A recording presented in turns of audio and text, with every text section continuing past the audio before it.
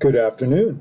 I'm Dr. Brian Shapiro, a Market Segment Manager at ATCC. Thank you for joining us for the latest installment in the ATCC Excellence in Research webinar series.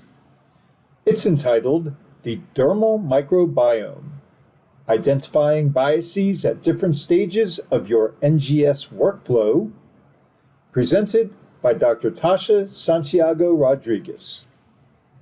Dr. Santiago Rodriguez is a Data Scientist 3 at Diversigen Inc.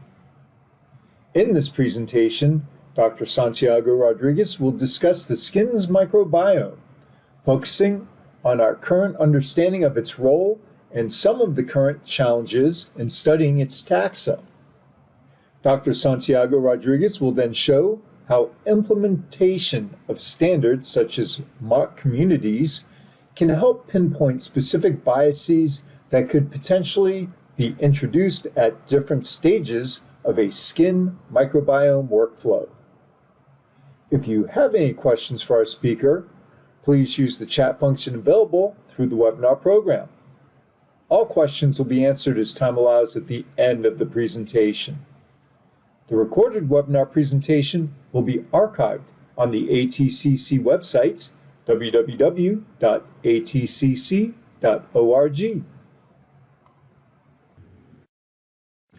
But first, a quick word about ATCC. ATCC is a private, nonprofit organization founded in 1925. We are headquartered in Manassas, Virginia, but also have an R&D facility in Gaithersburg, Maryland. ATCC is a leading global supplier of high biological materials, providing the scientific community with a diverse range of industry standard products, including microbiome research solution, which leads us to the focus of today's talk, the skin microbiome. So with that, I'd like to welcome Dr. Santiago Rodriguez. Thanks, Brian and ATCC, for the introduction and for the invitation to talk about the skin microbiome. For today's webinar, I'm going to be giving an introduction to the skin microbiome, talk about biases in skin microbiome research, including those related to sample collection, extraction, and amplification, as well as database selection and sequence annotation. And finally, I'm going to be talking about future directions in the field. Let's talk about the skin microbiome first. We know that the skin is essentially our largest organ that can act as a physical barrier. As you can see here in this figure, skin is composed of two layers, including the epidermis and the dermis. The epidermis is composed of very specific cells, which can support the barrier of our skin, and the dermis is composed of many different things, including sweat glands, sebaceous glands, and also hair follicles. We also know that the skin is essentially an ecosystem with different microenvironments with differences in, for example, pH, light exposure, temperature, moisture, and also oil content. All these mentioned components, including sweat and sebaceous glands and hair follicles, can influence the specific conditions that are present across the different skin sites. Skin is also home to a number of different microorganisms that include, for example, bacteria, viruses, and fungi, which are harmless for the most part and offer protection while regulating the immune system, also known as the skin microbiome. The different characteristics of skin can influence the membership and the identity of microorganisms, especially bacteria. For example, more oily sites, such as the forehead, behind the ears, and the nose, may be characterized by bacteria that can consume lipids or oils. Moist sites are characterized by a more acidic environment and include areas such as the groin and the armpits. These areas are characterized by having bacteria from very specific genera, which are also known to contribute to very specific odors. Dry sites, such as the hands, are known to have the greatest bacterial diversity and are also home to a number of different bacteria. Interestingly, although feet may be considered a moist site for the most part, they have their own depiction in this figure, mainly because it is a very unique site. As you will see later in this webinar, toe webs, for example, are different compared to other skin sites.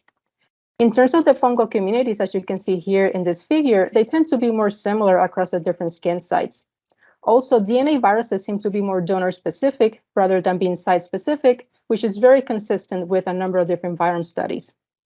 Nevertheless, the skin microbiome is very stable despite constant environmental changes. The skin microbiome also has the capacity to protect us against pathogens and can also interact with the immune system in doing so. This figure is showing very specific interactions that demonstrate the function of the skin microbiome in protecting us against invading pathogens. For example, many specific interactions have been identified between bacterial commensals and Staph aureus, which is known to be an opportunistic pathogen. This figure is also showing that specific antibiotics produced by other Staph species can also inhibit Staph aureus. Another example includes the production of antibiotics by certain Staph species, which interact with very specific components of the immune system to inhibit Staph aureus. Another example includes Staph epidermidis, which can inhibit biofilm formation by Staph aureus with the production of a molecule known as ESP that acts essentially as an endopeptidase. ESP, in turn, activates very specialized cells to produce antimicrobials, which can kill or lyse Staph aureus. And finally, there are also examples showing the opposite of skin bacteria that actually promote pathogen colonization. And this is the case of Corynebacterium acnes or C. acnes, which produces a very specific small molecule that promotes biofilm formation by Staph aureus. A number of different factors can affect the human skin microbiome. For example, age and biological sex are known to affect the human skin microbiome. We know, for instance, that staph-associated atopic dermatitis seems to decrease with age. We also know that age can influence the skin microenvironment and therefore the bacterial communities. Biological sex, as I mentioned, is also known to affect the skin microbiome. Some of the very early studies related to the skin microbiome showed that biological females had higher bacterial diversity than biological males. Later studies have shown very similar patterns related to sex, and the differences between and associated with surface pH, perspiration, and hormone metabolism may be associated with differences between biological males and females. We also know that climate and region can affect the composition of the skin microbiome.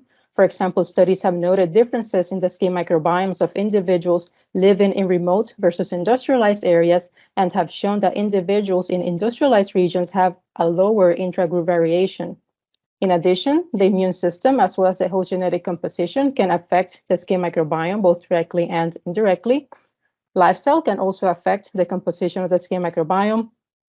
For example, a study found differences in the skin microbiomes of agricultural workers and those with indoor occupations. This particular study showed that the skin microbiome may reflect soil and aquatic environments in agricultural workers and the built environment, which is more human-derived in individuals with indoor occupations.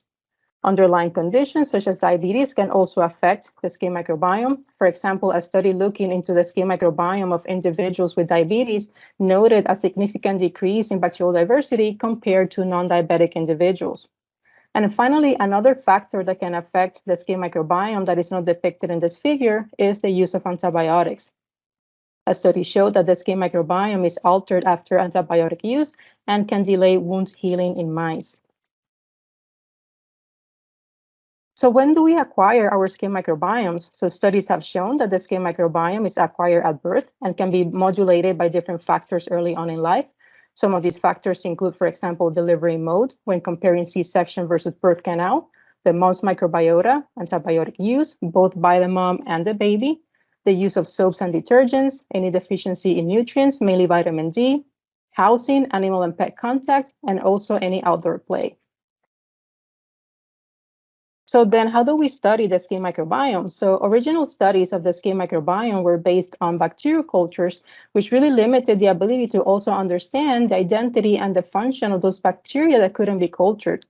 For this reason, a very common approach to characterize skin microbial communities relies on amplification, sequencing, and analysis of very specific regions of the 16S ribosomal RNA gene, or 16S gene, which is present in bacteria. This approach has been used in a number of different studies of skin bacterial communities and their relation with health and disease. Next-generation sequencing allows for the sequencing of short DNA sequences. So one or more regions of the 16S gene, which actually has 9 different regions, are selected for sequencing as proxy or model of the whole gene, which has a length of about 1,500 base pairs. For today's webinar, I'm going to be mostly talking about amplification of specific regions of the 16S gene. It should also be noted that there are other approaches out there that aim to target other microorganisms, including fungi, where regions known as internal transcribed spacer or ITS and ITS2 are usually sequenced and analyzed. Another approach, known as whole genome sequencing or shotgun sequencing, is also used to characterize bacterial communities in relation to skin health and disease. Whole genome sequencing can also be used to characterize fungi and viruses on skin. A skin microbiome pipeline is actually very similar to any microbiome pipeline in that samples are collected and stored, and we're going to be talking about that. Nucleic acids, usually DNA, are then extracted from the samples. DNA libraries are prepared and sequenced, and finally bioinformatic analysis are performed to understand what's happening.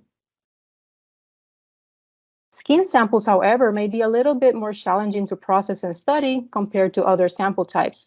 In terms of their microbial recovery, we know that stool samples, for example, have a high microbial load and a low host content. As you can see here on the left side, skin samples, on the other hand, have a low microbial load and a high host content, which can really be a challenge when characterizing microbial communities. As you can see here in the middle section, because of this low microbial content found across different skin sites, DNA yields can be very low, especially for dry areas of the skin. But both dry and moist skin sites usually have and result in lower DNA yields compared to stool samples because, again, of this low microbial content. So this low microbial load and high host content also makes skin samples prone to higher contamination risk, as you can see here in this figure. The other consideration for skin microbiome analysis is the 16S region of interest, as you can see here on the right panel. Variable region 4 or V4 is usually the preferred region to study stool microbiomes, and variable regions V1 to V3 or V1, V3 are usually preferred to study skin microbiomes. There are several reasons why this is the case, as well as several trade-offs of using one region versus other regions for skin microbiome analysis. For example, even though amplification of the V4 region does not capture certain bacterial taxa, such as C. acnes, without primer editing, and we're going to be talking about that, the V4 region of the 16S gene has the advantage of being widely used, and therefore results can be compared across different body sites and across different studies. Amplification of the V1, V3 regions of the 16S gene is, as I mentioned, the current gold standard in skin microbiome analysis. Even though there are some bioinformatic challenges associated with the longer amplicon length, which is about 500 base pairs, compared to the V4 region, which is about 290 base pairs, amplification of the V1, V3 region does improve taxonomic classification, especially at the species level. Also, results are usually better correlated with shotgun sequencing results. For all these mentioned reasons, most of the discussion in today's webinar will be based on the V1, V3 regions of the 16S gene. Let's talk about the first step of a skin microbiome pipeline, which is sample collection and biases associated with sample collection. Collection of skin microbiome samples is challenging, but can actually be performed using a number of different methods, for example, the swab, the tape, or biopsy methods. As you can see here in this figure, both the swab and tape collection methods are used to sample the surface of the skin, and the biopsy method will sample different layers of the skin. From these, the swab and the tape collection methods are widely used, mostly because they are less invasive compared to biopsy samples, and both the swab and tape collection methods have advantages and disadvantages.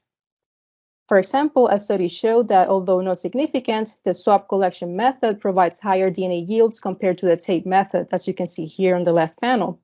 The tape method also seems to be better when looking into culturing bacteria under certain conditions, as you can see here on the right panel.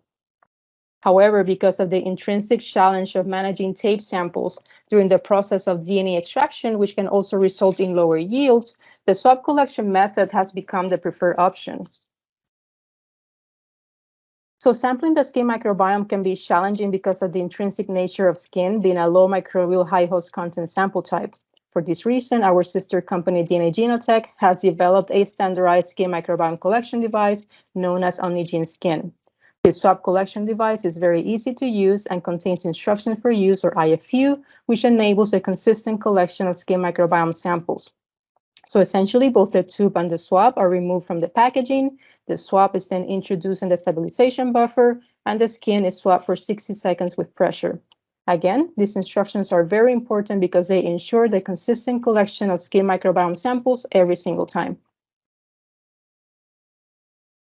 One of the factors that was looked into during the validation of OmniGene skin was the accuracy to capture similarities and differences across different skin sites. Remember that it was mentioned at the beginning of our webinar that certain areas of the face, for example, may be more oily, and other areas like the forearm and toe webs may be more dry and moist respectively.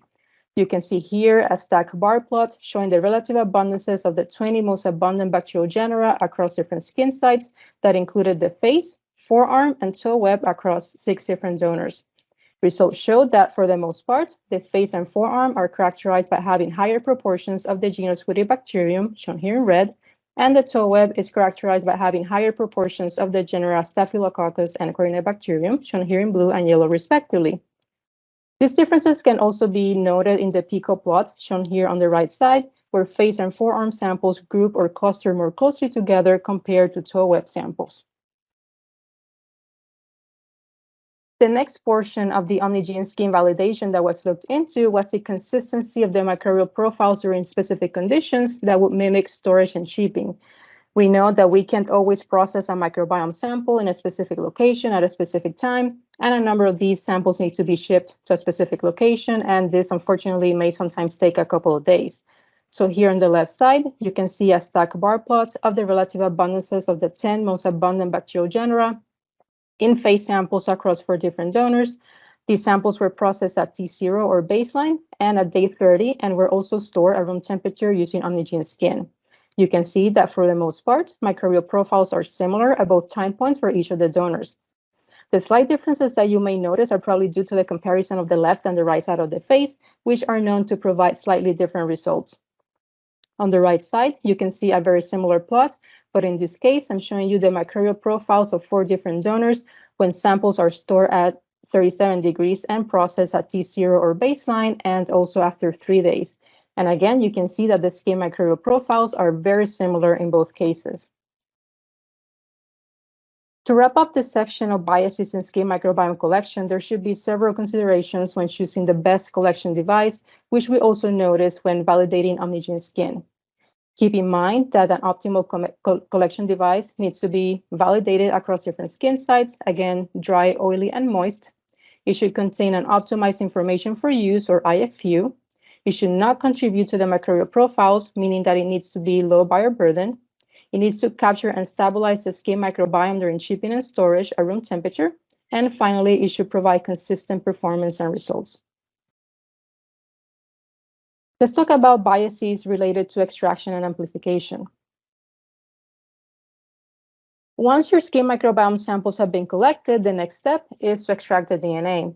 It is known in the microbiome field in general that different extraction methods can add biases to your pipeline, meaning that results can change depending on your approach, and skin microbiome is not the exception. Commercial kits are usually used in skin microbiome research, and several different exist out there. These kits may be based on enzymatic treatments and or mechanical lysis, such as bead beating. This particular paper, published back in 2019, shows the results of 12 different extraction methods for skin microbiome samples. Some of the methods are based on mechanical lysis using different types of beads, and several of the methods combine both mechanical lysis with enzymatic treatments. As you can see here in this table, different amounts of DNA can be obtained from skin samples depending on the extraction kit. For example, kit number 8 had probably the highest DNA concentration for skin samples, and kits 4 and 5 had probably the lowest. We also know that these results may be dependent on the collection and storing conditions. These results also indicate that it is essential to optimize extraction methods for skin microbiome studies, which fall within the category of what we call low biomass samples. So we have actually already investigated this at Diversigen by comparing our optimized extraction method for low biomass samples with another alternative method. As you can see here in this figure, results show that our optimized DNA extraction method for low biomass samples, shown here in green, does provide better results compared to the alternative method, shown here in gray, including a higher number of 16S copies across different skin sites. This will also guarantee that fewer samples will drop out of the pipeline and more better quality amplicons will be produced. There are several best practices out there for generating amplicons for microbiome studies, including skin microbiome. Some of these include practices that would improve the accuracy in skin microbiome studies. For example, optimizing the DNA template concentrations, minimizing the number of cycles in the PCR reaction, using highly processed polymerases, avoiding sequencing primers that overlap with the amplification primers, and using proofreading polymerases are among these practices. So essentially, all of these practices altogether are necessary to ensure unbiased results in skin microbiome research. In terms of the DNA input for analysis, it is important to find that sweet spot. So here at Diversigen, several different concentrations have been tested, and we have looked at how the bacterial taxonomic profiles change across the different concentrations or across a wide dynamic range. You can see here in this figure that with high DNA concentrations, there is also a higher 16S copy number. Yet, results show that virtually there are no changes in the relative abundances of the 15 most abundant bacterial genera across the different concentrations tested, suggesting that results are actually very consistent. Once we had an optimized extraction method, we then processed the skin microbiome samples throughout our optimized library preparation method for low biomass samples. This particular pipeline considers the best practices that we mentioned, including, for example, minimizing the number of PCR cycles, the use of proofreading polymerases, and avoiding sequencing primers that overlap with amplification primers. You can see here in this figure that libraries for each of the skin sites had very similar concentrations regardless of DNA yield. These concentrations were also sufficient for sequencing and downstream analysis. So here on the right side, you can see the taxonomic profiles for the same sample shown on the left. You can see in this stacked bar plot that we were able to capture the bacterial genera expected to be present across the different skin sites. For example, you can see that the scalp samples are characterized by having higher proportions of Bacterium, shown here in green, and toe web samples are characterized by having higher proportions of Bacterium, shown here in blue. To wrap up this section of biases in skin sample processing, including DNA extraction and amplification, again, there should be several considerations. Keep in mind that any extraction kit should be validated across different skin sites, again, dry, oily, and moist, and optimized to maximize DNA yields and 16S copy number. Extraction and amplification methods should capture the expected skin microbiomes across a range of DNA concentrations. And finally, there should be consistent performance, which will be dependent on the number of PCR cycles, polymerases, and primers used. Once we have collected the skin microbiome samples and extracted the DNA, the next step is to analyze the data. However, we know that there are biases that are also associated with data analysis, so let's talk about some of these biases today. We know that in the microbiome field, different annotation tools and databases can influence taxonomic classifications. For example, on the left side of this figure, you can see the true composition of a synthetic microbiome sample and its composition when using different annotation tools, including, in this case, Kraken, Bracken, and Shime. This figure also shows the composition of that same sample when using different 16S databases, including, as you can see, Green Genes, Silva, and RDP. You can see that overall, there is an effect on the composition of the synthetic microbiome sample across the different annotation tools and databases tested. Unfortunately, there are limited studies out there looking at the effects of different annotation tools and databases for skin microbiome research. Therefore, I would say that more studies are still needed. Even though we have limited information on the effect of different annotation tools and databases on skin microbiome studies, we know that, as I mentioned, the selection of the 16S variable region can influence results. For example, this figure shows a cluster heat map of the relative abundances of a mock community composed of 18 different bacterial species. Results showed that amplification of the V4 region of the 16S gene resulted in an overrepresentation of Staph aureus and an underrepresentation of other species, including C. acnes and Staph epidermidis, as you can see here. More recent studies have shown that, in fact, if the primers targeting the V4 region of the 16S gene are modified, C. acnes can then be identified, and I'm going to be talking about that in a few moments. In addition, results show that amplification of the V1, V3 regions of the 16S gene can better capture the expected proportions of these mock communities. Going back to the topic of editing PCR primers targeting the V4 region of the 16S gene, we have recently demonstrated that once specific changes have been made to the primers so that differences in the V4 region are captured, then species such as C. acnes can be identified. So here on the left side, you can see box plots of the proportions of C. acnes in face and scalp samples when using edited V1, V3 primers, shown here in blue, edited V4 primers, shown here in green, and also unedited V4 primers, shown here in yellow. You can see that the proportions of C. acnes are much higher when using the edited versions of either the V1, V3, and V4 primers. On the right side, you can see a stack bar plots of bacterial taxa across 8 different subjects. And again, you can see that Bacterium is being identified once the V4 primers have been edited to capture the sequence differences. Again, this demonstrates essentially that if wanted, the V4 region can still be used in skin microbiome analysis. Regardless of the variable region of interest, it is well known in the microbiome field that there are limitations when using 16S amplicon information for species classification. Specifically, we know that taxonomic classifiers usually provide information up to the genus level. For example, you can see here in this plot some of the most common staph species as part of several skin sites. In this case, 59% of the staph were classified at the species level using a classifier known as RDP. This means that several skin bacteria were not classified at the species level. We know that essentially species level resolution is very important in microbiome research for a number of different reasons, for example, to discriminate between bacterial pathogens and commensals.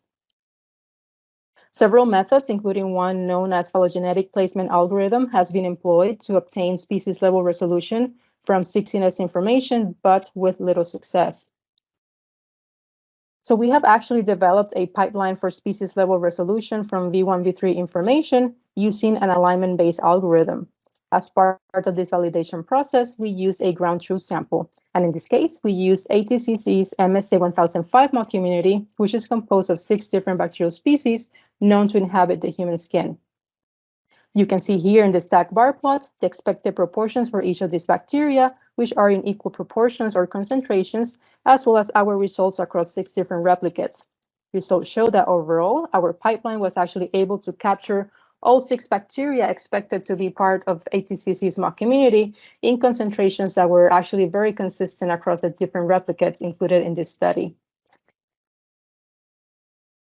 In terms of more complex samples, our pipeline was also able to capture a greater number of species compared to another approach, which was included here for comparison. So here in the left column, you can see the species names for ATCC's MSA 1002 mock community, which is composed of 20 different bacterial species. The interesting aspect of using this particular mock community for the validation of our pipeline is that there are 2 staphs and 2 strep species, which can mimic a difficult sample for species level classification. You can see in the middle column the results for the alternative approach, and on the right column, you can see the results for our method. Results in green represent the detection of the organism at the species level. Yellow represents the detection of the organism at the genus level, and red indicates that the organism was not identified at any level. You can see that for the other approach, it was able to classify 7 out of the 20 bacteria in the mock community at the species level, but our approach was able to classify 18 out of the 20 bacteria in the mock community at the species level. This also means that 12 out of the 20 bacteria were not classified at the species level when using the other approach, and only 1 bacterium was not classified at the species level when using our approach.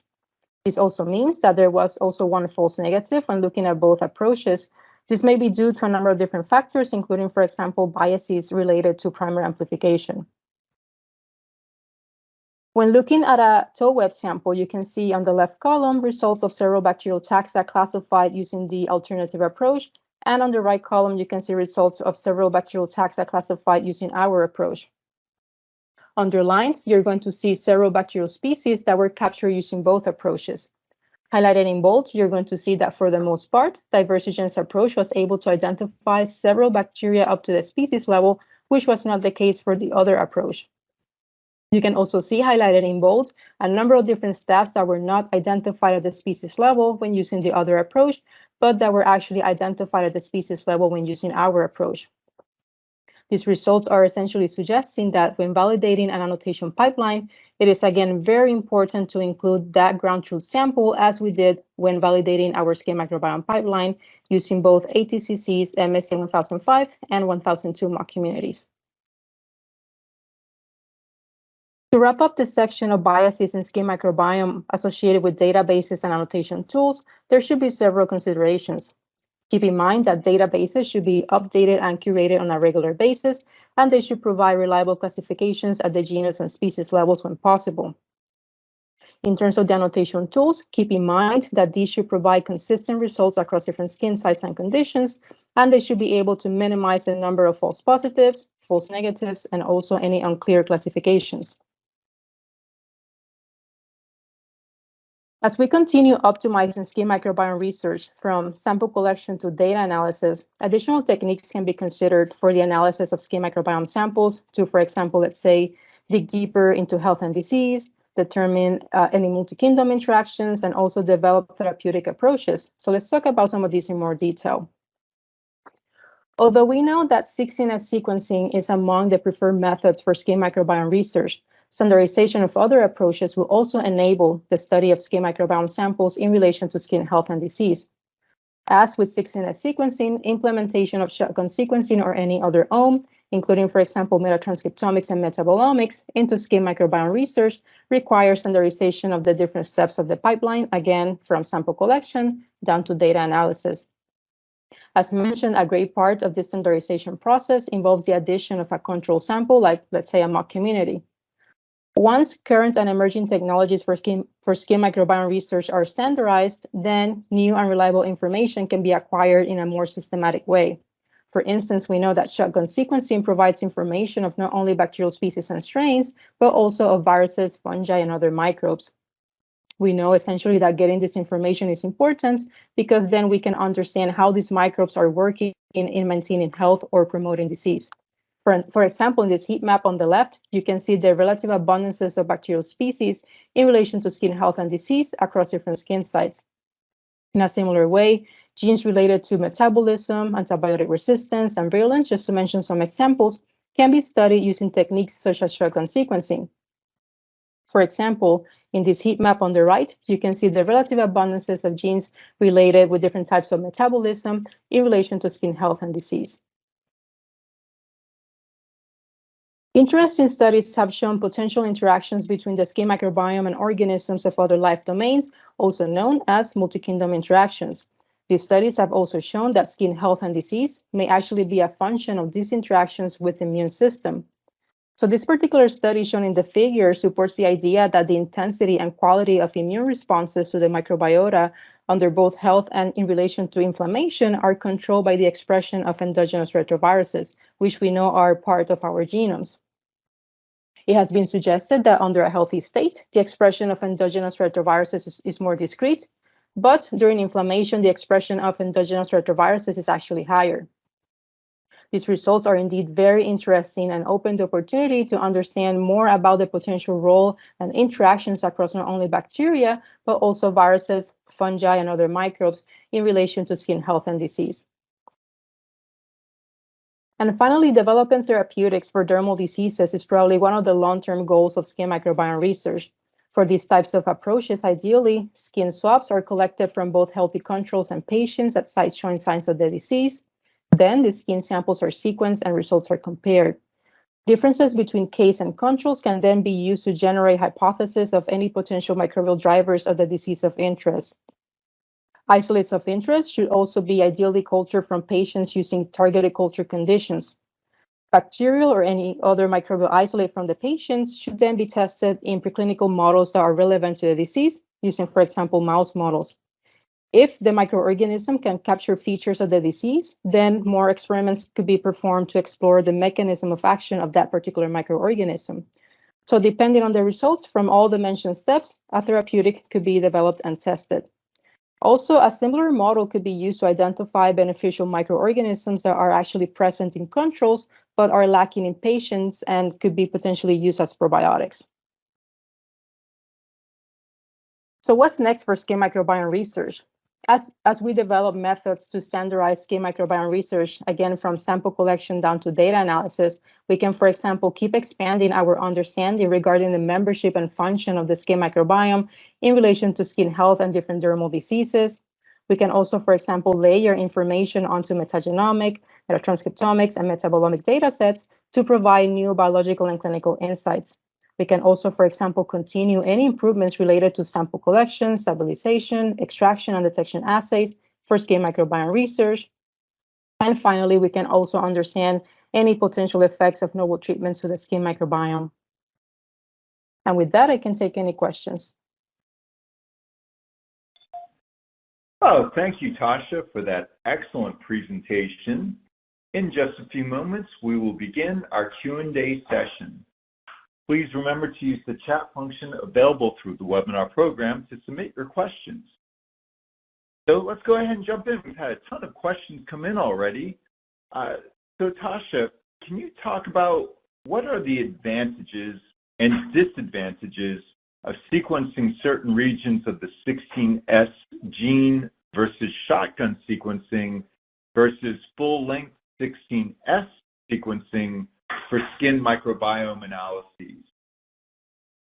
Yeah, that's a very good question, although we mostly talk about analyzing certain regions of the 16S gene for skin microbiome studies. Like you mentioned, there are other approaches out there like full-length 16S sequencing and also shotgun sequencing that I think have a number of different advantages in the field. When we talk about analyzing certain regions of the 16S, we know that several, like the V4 region, are very well characterized and the methods are very well standardized. So that particular analysis provides the advantage of being able to compare your data across different studies and maybe across different sample types if that's something that you want to do. I would say that the main disadvantage of 16S amplicon sequencing is that a lot of times we only tend to get genus level resolution when using a lot of the annotations tools out there. When we talk about full length 16S sequencing, what we're usually trying to get is a species level resolution. And I think this approach actually complements very well amplicon sequencing. We mentioned very briefly in the webinar that trying to get that species level resolution is actually very important in skin microbiome research for a number of different reasons. I know there are labs and companies that want to try to differentiate between those bacteria that can actually cause disease from those that are actually commensals. This happens a lot with, for example, different staph species.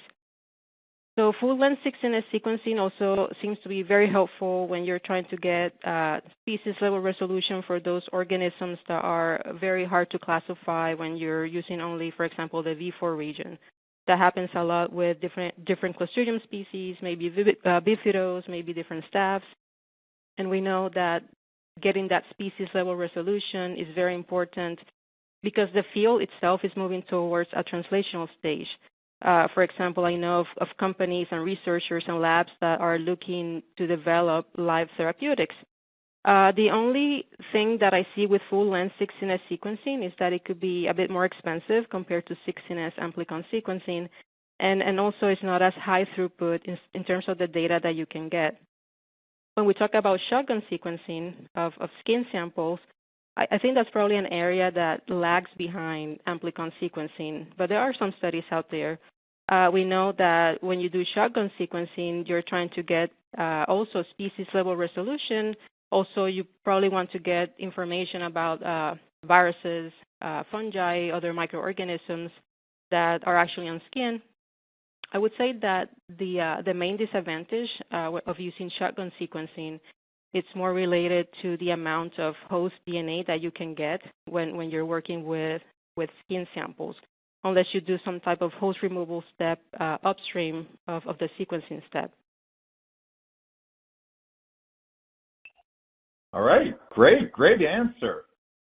So then what are the particular use cases or case studies where full-length 16S sequencing is seen as particularly advantageous for skin microbiome sequencing?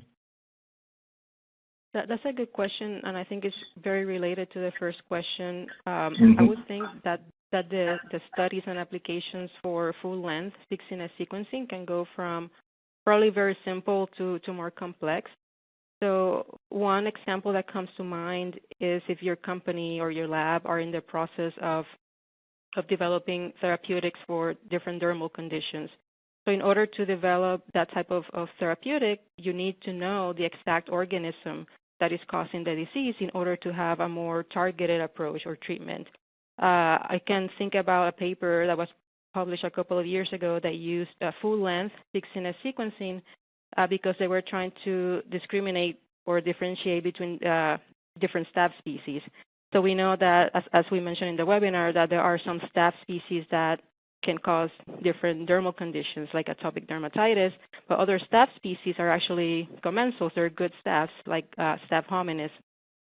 So in this case, you really need to know and differentiate between the two different staphs, which is actually something very hard to do when you're doing only amplification of the V4 region, for example. Okay, good.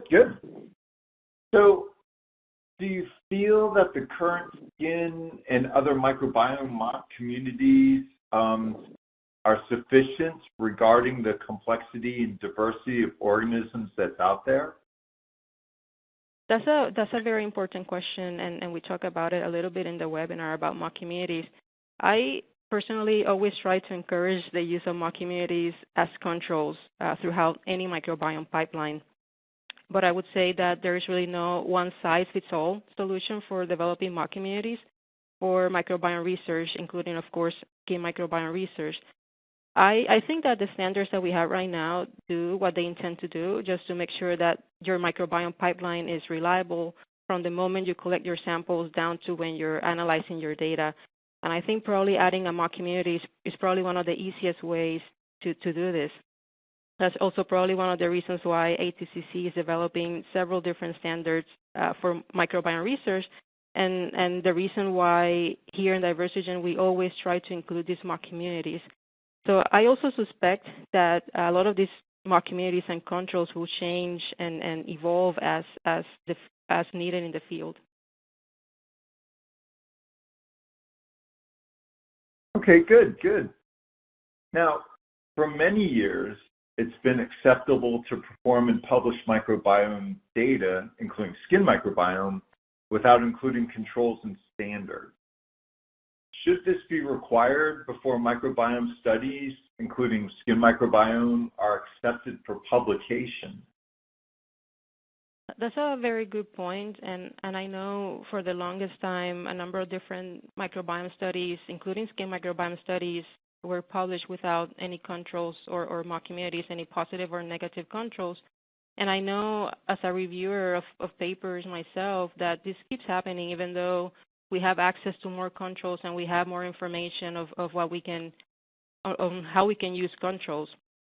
I would say that probably adding some type of control like a mock community is something that should be required for any publication, just to make sure that there are no biases related to any steps of the pipeline. And also in the case of skin microbiome, because it is a low biomass sample type, like mentioned in the webinar, I think it's also essential to add some type of extraction blank as a control, just to make sure that there is no contamination coming from the reagents or the ketone, which is the word that we use to refer to the baseline microorganisms in your DNA extraction kits. Another thing that also comes to mind is that even if your study uses a pipeline that has been benchmarked using mock communities, I think the use of standards needs to continue somehow, because there are other biases that we tend to forget about, like changing the technician from day to day, if you get a new batch of reagents, issues during transport or shipping of the samples to the lab. All these things can add biases to your results, and probably the only way to address these biases is to probably add a control like a mock community and also an extraction blank. All right. Now, what level of background signal, if any, is present when processing a blank or a negative control sample from start to finish? That's a very good point, and I can talk a little bit more about blank controls. We know that blank controls are a type of controls that shouldn't have any sample in it. And I think it needs to be added to your skin microbiome study because, again, skin itself is a low biomass sample type, and it's very prone to contamination compared to other sample types like, let's say, fecal samples. If your blank control shows any signs of contamination, especially maybe related to your sample of interest. So if your control has Cutibacterium, different staph species, and you're working with skin samples, then you know that you have issues that need to be addressed. At least here in Diversigen, we always add a blank control or an extraction blank from the moment the samples are extracted, just to make sure that there is no background contamination from reagents or even cross-contamination, which can happen a lot. In my experience, it seems like blank controls usually show very little concentrations of DNA that usually fail PCR amplification, which is essentially what you want. And even if that sample is added to the sequencing pool, the idea is to have a very low number of sequences. If there's a significant number of sequences in your blank control, then you have to make sure to understand where this contamination is coming from, which could be, again, from the reagents that you use from the extraction, the primers you use, even the water that you use for all the reactions can be a source of contamination. Very nice, very nice. Okay, so actually there are several questions that come in, but this is essentially the gist of all of them. Are there particular skin sites that are at a higher risk of being influenced by background signals? To follow, the endogenous yields from those sites are too low to significantly overcome the background? That's a very good question, and the answer is yes. And I think it was mentioned very briefly in the webinar that not all skin sites are the same. So what we know so far is that dry skin sites are more prone to contamination compared to oily skin sites. So again, this is why it's so important to add an extraction blank just to make sure that you have very little contamination in your samples.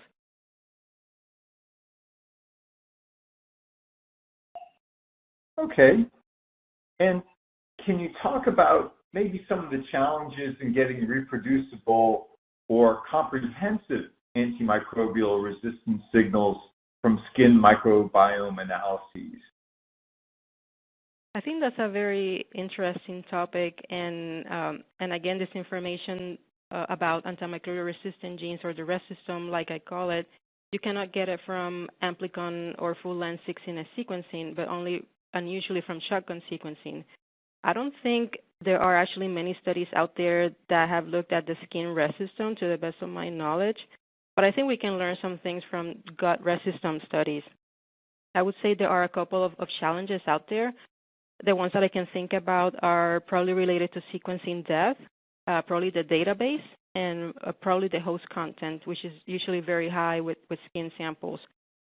We know from metagenomic data sets that the resistome is actually a very small percentage of any metagenomic sample.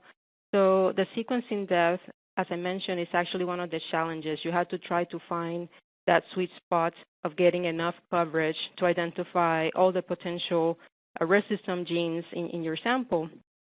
The other challenge that I see is the database use, and that's probably a challenge with any microbiome study and microbiome area, including the resistome, because ideally you have to use a database that is updated and curated on a regular basis.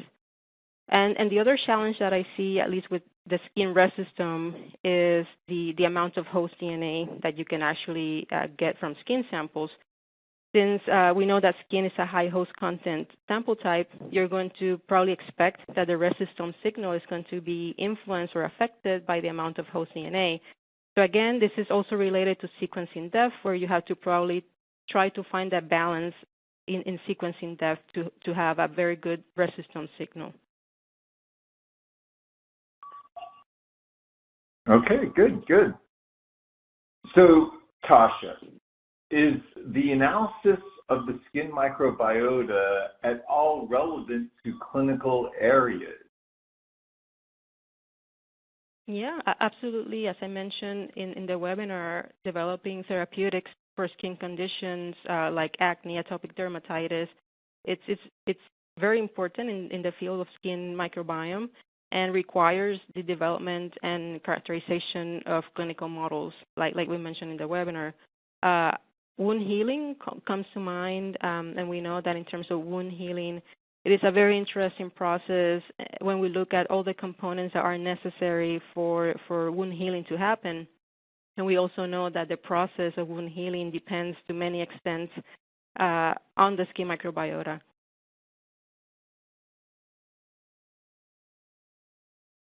Okay, good, good. Now, since viruses are definitely part of the skin microbiome, are there any applications of the skin microbiome when looking at specific viruses or the virome? Yeah, that's a great point and probably one of my favorite topics. The study that I mentioned in the webinar about how endogenous retroviruses control immune responses through the skin microbiota is an example that comes to mind that I think is fascinating. And there was also a very interesting study that noticed that the skin microbiota has actually a lot to do with how we respond to vaccination against smallpox. So essentially, the study found that germ-free mice don't really develop the wounds associated with smallpox vaccination as much as normal mice. The other application that I can think about is probably phage therapy to treat skin conditions like acne, psoriasis, and all of those. We know that phage therapy is actually coming back to treat those infections that cannot be treated with antibiotics. I can think of a couple of examples. I know there are animal studies that have shown that lytic phages against C. acnes actually reduce inflammation related to acne. And also there are a couple of different clinical studies that have been published that have shown that products containing C. acne phages are actually safe and effective. So I think it's actually a very promising area for sure. Right, right. And that was actually the next question that came in was around phage therapy. So I think you covered that. Very nice, very nice. Now, can the skin microbiome be used in forensic applications? That's something I hadn't thought of. Yeah, I would think so. There are actually a couple of papers out there, even though I didn't talk about forensic applications in the webinar. There are a number of different papers out there that have looked at the skin microbiome for forensic applications. There are a couple of papers that I can think about. There was a particular study that showed that skin bacteria could be identified in objects touched by an individual for actually up to 2 weeks. Another application that I can think about is that you can actually use the information to determine the time since death. And the reason is that we know that at the time of death or demise, there are a series of steps that need to happen as decomposition happens that are related to different external factors like oxygen, lack of oxygen, contact with soil, all those factors. And as those factors change throughout the process of decomposition, we know that the microbiota also changes. So that's another potential forensic application. Excellent, excellent. Now, do you have a favorite or know of the best extraction method for skin samples? That's a great question. Although I didn't give the answer in the webinar, I would say the short answer is that it should be the one that gives you the best accuracy in terms of the abundance of diversity of microorganisms. And I think this is probably where mock communities can help a lot with determining the best extraction method. I would think that you can probably use, as we mentioned in the webinar, one of ATCC's mock communities that has the 20 bacterial species, probably in combination with another mock, for example, the skin-specific mock community. And that way you can probably see which extraction kit provides the best accuracy and probably also the highest DNA yield. If we go back to one of the papers that was mentioned in the webinar, where the authors tested a number of different extraction kits, I think there were some from QIAGEN, some from Invitrogen, some from Mobile. They found that the kits that performed the worst for skin samples were the ones that didn't include a proteinase K step, and also the ones that use stainless steel beads. So that's why it's going to be very important, like in the paper, to try to benchmark all the different extraction kits that you can, if that's something that is possible in your lab. Okay, good, good. Now, say you're just getting into the skin microbiome business. Are there biobanks of skin samples available to study the skin microbiome? That's actually a very good question, and I know that there are some stool biobanks out there of healthy individuals and also those with different conditions that you can use as controls probably in gut microbiome studies. I know there are some biobanks that actually have skin samples of healthy individuals, those with cancers, and those with chronic wounds. But these are actually post-mortem samples, which I don't know if they can be used for microbiome studies. But I suspect if you are willing and aiming to use this type of sample type in your microbiome study, you probably need to benchmark it alongside samples that we know are the standard, like swabs, biopsies, tape samples. Okay, good, good. Now, Tasha, are you aware if metatranscriptomics are being used in skin microbiome studies? Yeah, that's a very good question. And I don't think there are as many studies out there. I know there are some transcriptome studies. There was one published a couple of years ago looking at the transcriptome of C. acnes in relation to B12 supplements. And the thing that I came to know about B12 supplements is that they are associated with acne. So what the authors did in that paper was to look at the gene expression profiles of C. acnes in individuals taking B12 supplements in comparison with the healthy individuals or those that are not taking the B12 supplements. And they found actually that the expression of factors associated with acne and inflammation increases in individuals that are taking the B12 supplements. But the use of metatranscriptomics per se has not been widely used in skin microbiome. And I would suspect that this is because of some of the challenges related to the tool itself, which could be a whole different webinar. And I would think that metatranscriptomics for skin samples becomes more challenging because of the high host content present in skin samples. All right, good. And we have time for one last question that's come in. Tasha, can you talk about how are skin fungal species being studied? And maybe why is this area behind and compared to skin bacteria in the skin microbiome? Yeah, those are great questions, and I have to admit I don't know as much about the skin microbiome, and I know that it's lagging compared to the skin microbiota looking at bacteria, and I think it's actually a very important area, especially in skin health and disease. And we know that the skin microbiome is also influenced by factors like delivery mode, biological sex, contact, hormones, age, all the factors that we talk in the webinar.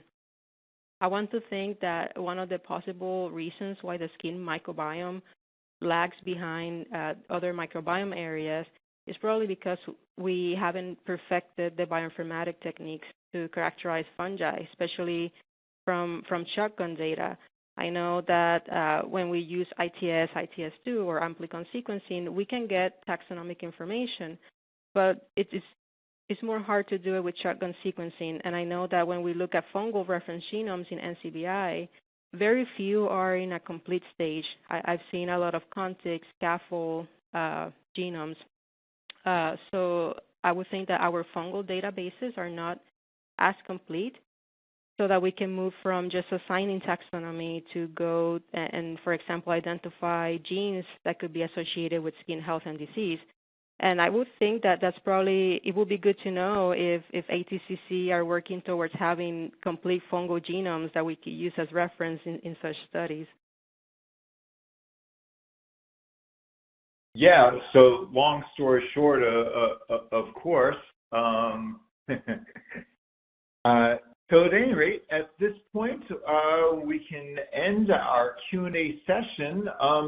So first of all, I'd like to thank Dr. Tasha Santiago Rodriguez for the excellent presentation. It's always a pleasure having you in our webinar series.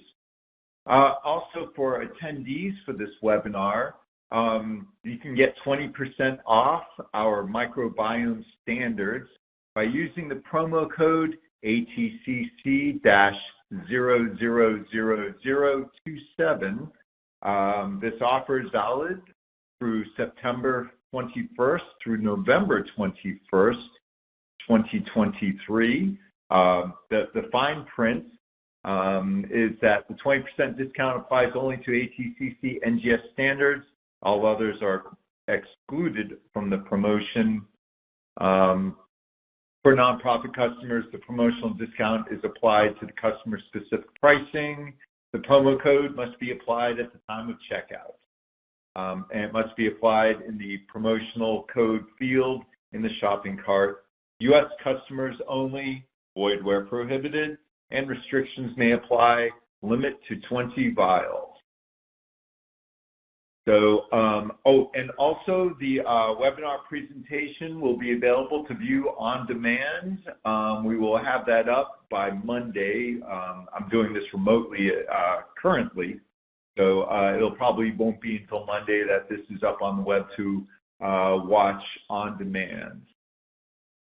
All right, so with that, I'd like to thank everyone for attending this webinar. Thank you again, Tasha, for the excellent presentation, and hope you all have a great day. Thank you so much.